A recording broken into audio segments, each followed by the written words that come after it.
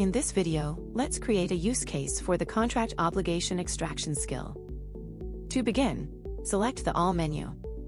In the search bar, type Now Assist Admin, and then select Skills.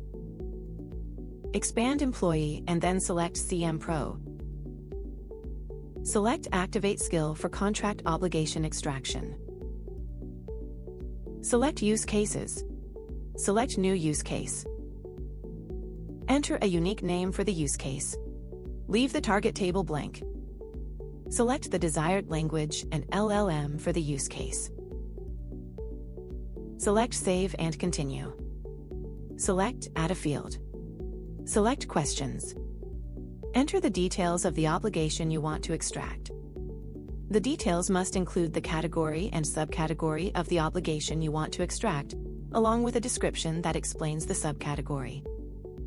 In the field type, select Text. Leave the target table and target field blank. Select Save. Select the New Field button to add more fields for the use case.